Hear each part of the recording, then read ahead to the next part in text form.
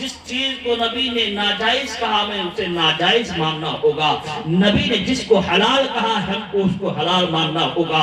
اب یہ نہیں کہ مصطفیٰ نے جس چیز کو حلال کہہ دیا اب ہم اس کو حلال کرتے نظر آئے، اور نبی نے جس چیز کو ناجائز کہہ دیا ہم اس کو حلال سمجھتے نظر آئے۔ ایسا نہیں ہو سکتا ہے۔ نبی نے آخری مہر ثبت کر دی ہے، مصطفیٰ نے جو ایک دستخط کر دیا ایک قانون بنا کر کے، تو اب اس میں چینجنگ نہیں ہو سکتا ہے، اس میں کوئی تبدیلی نہیں ہو سکتی ہے، اس میں کوئی بدلاؤ نہیں آ سکتا ہے۔ نبی کا بنایا ہوا قانون ساری امت کو ماننا ضروری ہے۔ سبحان اللہ۔ اس لیے ہم حضور رحمت عالم صلی اللہ علیہ وسلم کے بتائے ہوئے طریقوں کو اپنائیں تاکہ ہماری زندگی میں انقلاب برپا ہو، ہماری زندگی کی تاریکیاں روشنی میں تبدیل ہوتی نظر آئیں۔ حضرات محترم، یہی نہیں اور آپ کو بتاؤں، آج ہمارا معاملہ تو بد سے بدتر ہوتا جا رہا ہے۔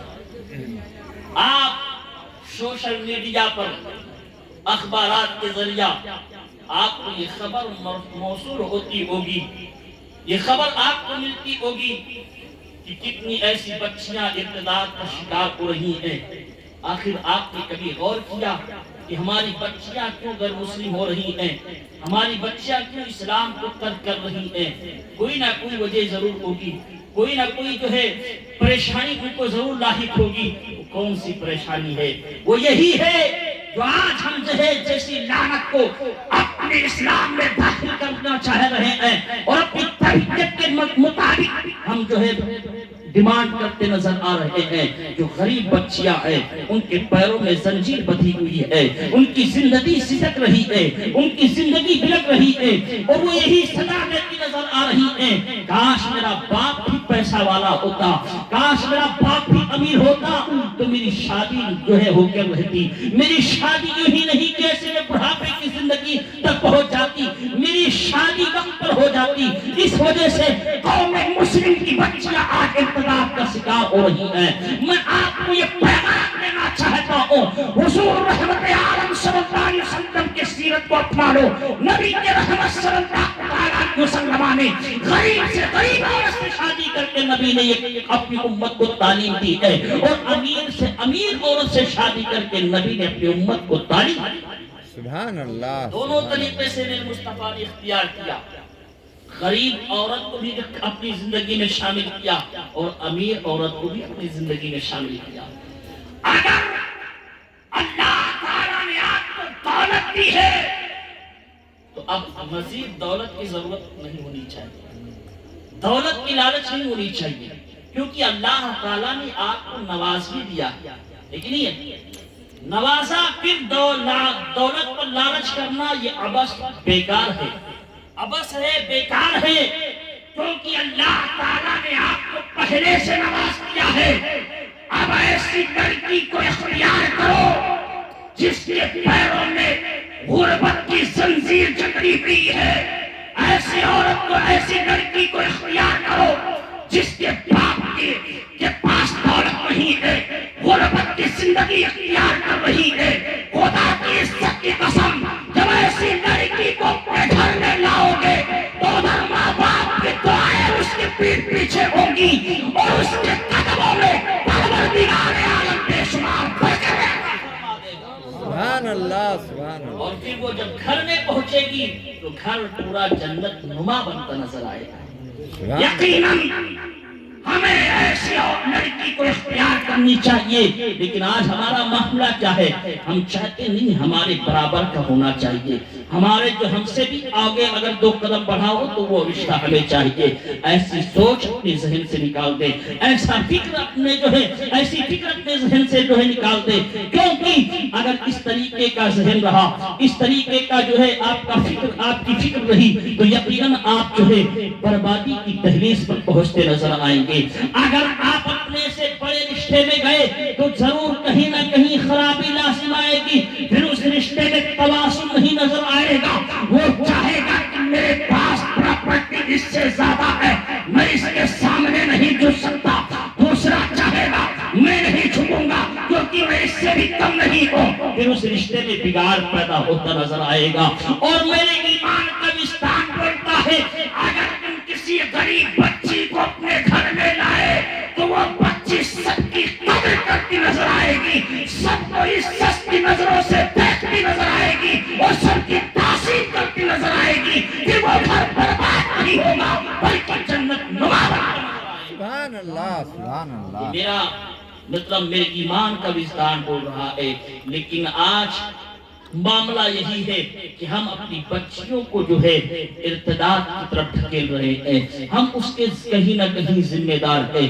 اس لیے پیارے تم جو ہے آپ اس طریقے کی حرکت نہ کرو, چاہے جیسی لعنت سے دور ہوتے نظر آؤ. اور میں آپ کو بتاؤں یہ تو ہماری باتیں رہی ہیں لیکن قوم مسلم کی بچیاں بھی وہ کم میں نہیں ہیں. اگر ماں باپ نے رشتہ متعین بھی کر دیا ہے تو ان کا معاملہ بد سے بدتر ہوتا نظر آ رہا ہے. اگر ماں باپ نے جو رشتہ متعین کیا اگر اس کا شوہر غربت کی زندگی گزار رہا ہوتا ہے تو میری قوم کی بچیاں کہتی ہیں ایسے شوہر کو نہیں چاہیے جو ماڈرن ہو, جو مغربی تہذیب میں بالکل ڈھلا ہو, جو مغربی تہذیب میں جس پر مغربی تہذیب غالب ہو وہ رشتہ ہمیں چاہیے. اے قوم کی بچیوں سنو اور کان کھول کر کے سن لو, سنو دولت کی بنیاد پر رشتہ قائم نہیں رہ سکتا ہے, جو ہے ثروت کی بنیاد پر رشتہ قائم نہیں رہ سکتا ہے, مالداری کی بنیاد پر رشتہ قائم نہیں رہ سکتا ہے. یقیناً اگر تم رشتے داری کو برقراری میں تبدیل کرنا چاہتی ہو تو دیندار شوہر اختیار کرو, جتنا دیندار ہوگا اتنے تمہیں عزت دیتا نظر آئے. مغربی تہذیب میں ڈھلے ہوئے لڑکے کو اپنا شوہر تسلیم کرو گی تو تمہیں بربادی کی دہلیز پر پہنچا دے گا. آج تمہارا معاملہ یہ ہوتا ہے کہ ماں باپ نے جو رشتہ متعین کر دیا اس رشتے کو مال غنیمت نہ سمجھ کر کے بلکہ منمانی اپنی زندگی گزارنا شروع کرتی ہے. معاملہ کیا ہوتا ہے اخیر میں ان کی زندگی تباہ ہو کر رہ جاتی ہے. میرے ایمان کا وجدان بولتا ہے جو ماں باپ نے رشتہ متعین کر دیا اس رشتے کو مال غنیمت سمجھو. خدا کی عزت کی قسم جب تم گھر سے نکلو گی ماں باپ کی جس شادی میں رضا شامل ہے تو تمہاری پیٹھ پیچھے تمہاری ماں کی دعا رہے گی, تمہاری پیٹھ پیچھے تمہارے باپ کی دعا رہے گی, تمہاری پیٹھ پیچھے تمہارے بھائی کی دعا رہے گی, تمہاری پیٹھ پیچھے تمہاری بہنوں کی دعائیں رہیں گی, تمہاری پیٹھ پیچھے تمہارے رشتہ داروں کی دعائیں رہیں گی. کہ جس گھر میں پہنچو گی ماں باپ کی دعا ہے, اہل خانہ کی دعا ہے, رشتہ داروں کی دعا ہے. یہ دعائیں ایک گلدستہ بن کر پھول کا گلدستہ بن کر کے نکلی ہے. خدا کی قسم جس گھر میں پہنچو گی تمہاری زندگی میں پھر انقلاب. سبحان اللہ سبحان اللہ. بہت خوب. کیونکہ ماں باپ کی دعائیں تمہاری پیٹھ پیچھے ہیں. اس لیے اے میری قوم کی بچیوں جو ماں باپ رشتہ متعین کر دیں اس رشتے کو مال غنیمت سمجھو. آج تمہارا حال کیا ہے, تمہاری حالت کو مجھے رونا آتا ہے. اللہ اکبر, معاملہ یہ ہوتا جا رہا ہے. اللہ اکبر کی ماں باپ نے رشتہ متعین کر دیا, اتفاق سے غریب شوہر مل گیا تو اس کی برائی اپنی سہیلیوں سے کرتی ہو, اس کی برائی اپنے رشتہ داروں سے کرتی ہو, اس کی برائی اپنے محلے والوں سے کرتی ہو اور کہتی ہو میرا شوہر جب سے اس کی زندگی میں گئی تب سے سکون نہ ملا, چین نہ ملا, جو ہے پریشانی کے عالم میں اپنی زندگی گزار رہی ہو. اللہ اکبر, یہاں تک کہ یہ اعلان کرتی نظر آتی ہو کہ جب سے اس کی زندگی میں شامل ہوئی ایک جوڑی پانی نہ ملی, ایک جوڑی چپل نہ ملی, ایک جوڑا کپڑا نہ ملا, میری زندگی ناسور بن کے رہ گئی ہے. اور تمہاری حالت یہ ہوتی جا رہی ہے کہ جب تمہارا شوہر ممبئی کا سفر کر رہا ہو, دلی کا سفر کر رہا ہو, بنارس کا سفر کر رہا ہو, سعودی عربیہ کا سفر کر رہا ہو, ظاہرہ اس کے جھولے میں ڈال کر کہتی ہو جا جا اب اپنا منحوس چہرہ مت دکھانا. اے میری قوم کی بچیوں بد دعا کس کو دے رہی ہو, اپنے شوہر کو بد دعا دے رہی ہو. یاد رکھو زندگی کا کوئی پرسان حال نہ ہوگا. باپ کا دروازہ اس وقت تک کھٹکھٹا سکتی ہو جب تک باپ کی زندگی ہے. بھائی کا دروازہ اس وقت تک کھٹکھٹا سکتی ہو جب تک بھائی کی زندگی ہے. بہن کا دروازہ اس وقت تک کھٹکھٹا سکتی ہو جب تک بہن کی زندگی ہے. یہ قریبی رشتے ختم ہو گئے تو تمہاری زندگی کا کوئی پرسان حال نہ ہوگا. تمہاری زندگی ناسور بن کے رہ جائے گی. اس لیے میری قوم کی بچیوں اپنے شوہر کو بد دعا نہ دو بلکہ اپنے شوہر کو دعائیں دیا کرو. خدا کی عزت کی قسم تم دعا دو گی تمہارے شوہر کی زندگی میں انقلاب. نعرہ تکبیر، نعرہ رسالت، جشن عید میلاد النبی، نعرہ تکبیر، نعرہ رسالت. سبحان اللہ سبحان اللہ. بہت بہت دعا کو دے کر تو دیکھو. آج تم اپنے شوہر کی بے عزتی کرتی نظر آتی ہوں. کہتی ہو جا جا اپنا منحوس چہرہ مت دکھانا.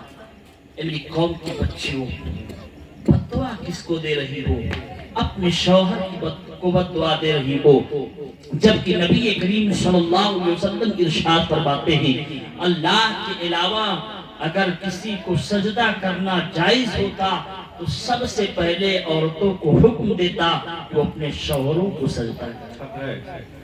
اب آپ بتائیے شوہر کا مقام نبی رحمت صلی اللہ علیہ وسلم کس قدر بیان کر رہے ہیں. میرے آقا ارشاد فرماتے ہیں کہ اللہ کے علاوہ اگر کسی کو سجدہ کرنا جائز ہوتا تو سب سے پہلے عورتوں کو حکم دیتا کہ وہ اپنے شوہروں کو سجدہ کریں. اللہ کے علاوہ سجدہ کرنا جائز نہیں ہے. کسی کو سجدہ کرنا جائز نہیں ہے. اس لیے حضور رحمت عالم صلی اللہ علیہ وسلم نے یہ حکم عورتوں پر نہیں لگایا. حضرات محترم، اے میری قوم کی بچیوں، میں تم کو یہ پیغام دے کر جانا چاہتا ہوں کہ اپنے شوہر کو بد دعا نہ دو، اپنے شوہر کے لیے دعائیں کیا کرو. کیونکہ نبی رحمت صلی اللہ علیہ وسلم صحابیہ کو تعلیم دے رہے ہیں. نبی فرماتے ہیں جب تمہارا شوہر تم سے دور جانے لگے تو اپنے شوہر کی زیارت کے لیے دروازے تک پہنچو. جب تک شوہر نظر آئے اپنے شوہر کو دیکھتی رہو. پھر وہ چلا جائے تو اس کے لیے دعائیں کیا کرو. یہ نبی صحابیہ کو تعلیم دے رہے ہیں. لیکن اے میری قوم کی بچیوں، نبی کی حدیث کی مفہوم میں آپ کو اس طریقے سے سمجھانا چاہتا ہوں کہ اگر آپ کا شوہر ممبئی کا سفر کر رہا ہو، دلی کا سفر کر رہا ہو، بنارس کا سفر کر رہا ہو، گجرات کا سفر کر رہا ہو، سعودی عربیہ کا سفر کر رہا ہو، تو اپنے شوہر کے لیے سادے راہ بنا کر کے اس کے جھولے میں ڈال کر کے اسے رخصت کرنے دروازے تک آؤ. جب تک تمہارا شوہر نظر آئے اپنے شوہر کو دیکھتی رہو. جب نظروں سے غائب ہو جائے تو گھر کے اندر جاؤ. جانے کے بعد وضو کرو. وضو کرنے کے بعد 2 رکعت نماز پڑھ کر کے رب کی بارگاہ میں دعا کرو. اے پروردگار، میرا شوہر مجھے سہاگن چھوڑ کر جا رہا ہے.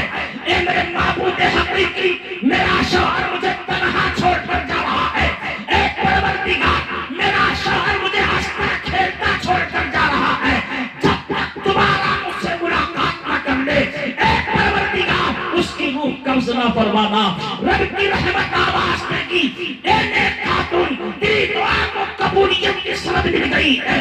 جب تک اب تیرا شوہر دوبارہ تجھ سے ملاقات نہیں کر لے گا تب تک مر کر وہ تیرے شوہر کی روح کو قبض نہیں فرمائے. سبحان اللہ سبحان اللہ. اے میری قوم کی بچیوں، اپنے شوہر